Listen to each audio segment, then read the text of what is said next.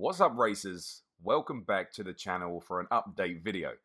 Now this update is about Gran Turismo Sport, as today the new update has been updated. Update details 1.56 have been unveiled to us. We knew that we had 3 cars come in: the Aston Martin DBR9 GT1 2010, the Fiat 500 1.28V Lounge SS 2008, and the Nissan 180 SX Type X 1996. Now great, we love new cars. What's really cool is that the Aston Martin is actually a Group 3 car. And we did a live stream earlier and we tested it out, and it's just better than the Vantage. It's just better in every way. It's faster on the straights, it feels better in the corners, and it sounds incredible. The new DBR9 sounds fantastic. I don't know how it's going to be on tyre wear and stuff, but I'm assuming that you can just go, you can sign up with Aston Martin and you can choose that. So I don't see many people choosing the Group 3 Vantage anymore. I think they would just choose the DBR9 basically. So that is the cars. Very cool. Probably Fiat 500. We'll probably see it going around Race A. Probably the Nissan as well. Maybe a... Yep, no, that's probably going to be a Race A as well if they use it. But also the campaign mode has been increased. The FR challenges rounds 6 and 7 have been added. Group 3 Cup rounds 6 and 7 have been added. The Lamborghini Cup rounds 8 and 9 have been added. And there's a new endurance series, the X 2019 competition endurance series has been added, and that has 5 rounds in it. So very cool. There is a lot of people out there who just play campaign mode. It's such a shame that the AI are so terrible in the game that it makes it borderline tedious and boring to even do those. And it doesn't really count to any trophies either. I was talking about it on a live stream earlier, and the trophy list doesn't really coincide with doing any of the campaign stuff. Yes, there's stuff for hitting certain levels and for driving a certain distance, but it doesn't really... I would have liked it to be like all of the beginner. You get a trophy for doing all the beginner, all of the amateur, all of the professional and the endurance. You get like trophies for doing that. But it's just about grinding money and having fun. If you can have fun with that level of AI. Some people can. That's fine. It's not my bag, though. It's not my bag. Anyway, moving on to the penalties. Let's move on to the penalties, shall we? So, as you know, the penalty system is absolute freaking garbage in this game. It's not been great forever. There's always been, oh, it could be better here, it could be better there. But recently, over the last 2 months, this year, 2020, has been absolute cock, dude. It's been terrible. What they've tried to do is try to rectify it. So here we go. Corrected an error where a collision penalty was being issued even when the side contact penalty of the lobby penalty settings was disabled. So if you didn't know, if you have an open lobby, you can set the different penalties off. So you can set contact penalties to be off, and you can set shortcut penalties to be off, and wall collision penalties to be off. Before, even though you put side contact penalty off, you would still get penalties for those side contacts, which is just really freaking annoying. Glad to see that they've turned it off. Whether it is or not, I don't know. I don't think it is. I think we did we did one lobby race before the lobby crashed on us multiple times, and someone still got a 4-second penalty for being bumped into. So who knows? Who bloody knows? And then the second part is adjusted the threshold values for penalties given when someone is pushed out. So adjusted the threshold values. That means the amount of penalty. So not changing the penalty system at all, just the amount. So we've had people getting crashed into, going off the track, getting 4-second penalties. That still happens. It happened to me in one of the races this morning in the live stream. They've changed the values. The only value that I've seen changed is that when there's 2 people in the corner, the inside of the corner is here. This person's going around the outside. This person comes into them. and then takes the corner, this person gets a penalty. And I think it's because this person is turning into the corner, this person is less so. So that's where the game thinks this person is turning into this one, if that makes any sense. Usually, well, yesterday, that would have been a 2-second penalty. It is now a 1-second penalty. And that's it. That is the only thing that I can see that they have changed. Adjusted the threshold values. That means the amount of penalty time given. I haven't seen a 7-second penalty, so I will say that. I haven't seen a 5-second penalty apart from the barrier collisions, which is another freaking subject. But if you do know anything else, let me know your experiences on day one of this, or if you're playing or watching this at a different time, let me know in the comment section below, because obviously they haven't fixed it, they don't listen, and that's about it, really. A lot of people have been talking about Slipstream and it being so OP and powerful. It doesn't seem like they've done anything to that either, and it's just, apart from the cars, and some would argue the campaign mode, it's a bad freaking update. Once again, not giving the people what they want. Now, the next thing they've done is they have adjusted some BOP, or some balance of performance, for some of the cars, and we're going to go through that list right now. The balance of performance for some cars in Gran Turismo Sport has been updated. The following is a list of affected cars and the adjustments made. Okay, let's get into it. Obviously, the Group 3. The DBR9 has just been added.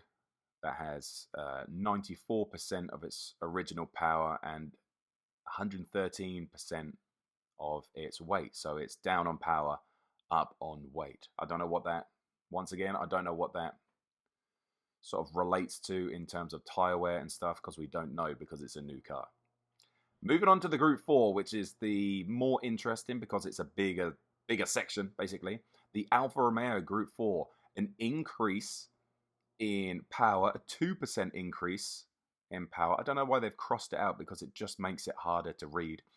An increase in horsepower by 2%, and an increase in weight as well, so makes it worse by 3%. That's obviously going to change the tyre wear, but give it more straight line speed. Aston Martin, they have decreased the power by 2% and made it lighter by 1%. Made it lighter by 29 pounds, which is nice. The Audi TT, they have decreased it in power by 2%, but they have also decreased it in weight as well, which is nice. So the front wheel drive cars always have the problem of tyre wear, so making the cars lighter is going to change that a little bit. The same with the Corvette, 2% down on power, 1% lighter, if that makes sense. The Honda has 380 brake horsepower now instead of the 376 it had, so it's got a 1% increase, but it's got a 2% increase as well on the weight. The Hyundai Genesis, no change to its power, but it does have a 1% increase on its weight.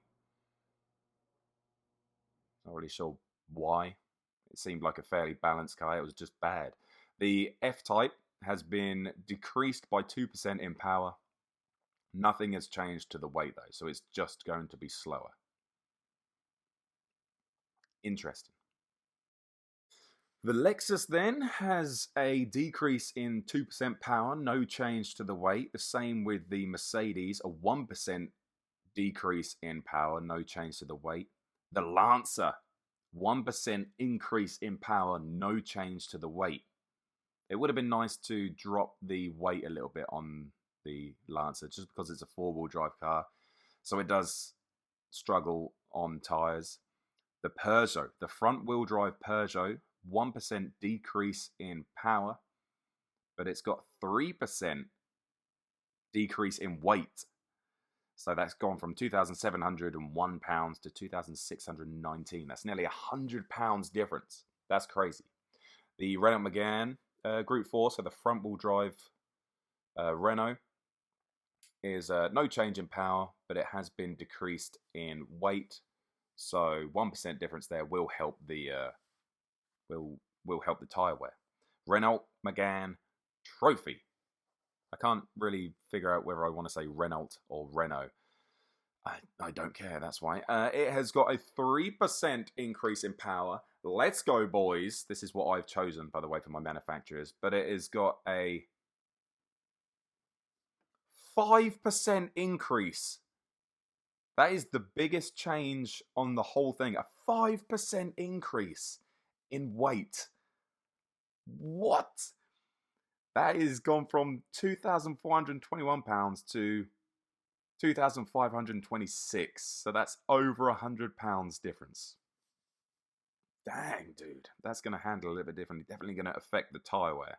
Subaru, increase in power, same as the Mitsubishi. And interesting for the Scirocco, for the Volkswagen, which is going against all of the other front-wheel drive cars, so the Renault Megane and the TT, which both had lowered weight, no lowered weight, but an increase in power. That's freaking interesting.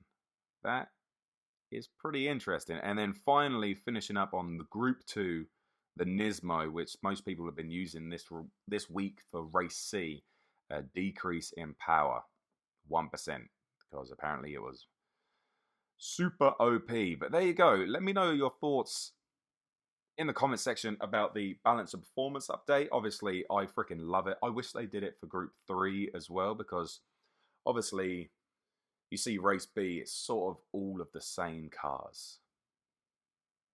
I would like to see a little bit more variation in cars. But that's just me. Anyway, and that is about it. It's once again a shame that they don't listen to the community. Kaz has already said, the developer, he has already said that the updates are going to be few and far between in 2020 leading up to the next gen console and the next Gran Turismo sport game that is rumored to be released. So when the next PlayStation comes out, the next Gran Turismo should be on it. I don't see many things changing. I don't think the penalty system will change as much. I think they'll dabble with it. I think they'll try and emergency fix stuff here and there, but a lot of people are annoyed at the way that the game is run or being developed. There's not enough communication between developer and consumer, and I think that's unacceptable in today's gaming landscape. I think there needs to be a fluid conversation between the two, and an honest one at that, you know. But it's not going to change when people moan. I see it all the time. People moan, slipstream this, penalties this, why Gran Turismo, blah, blah, blah.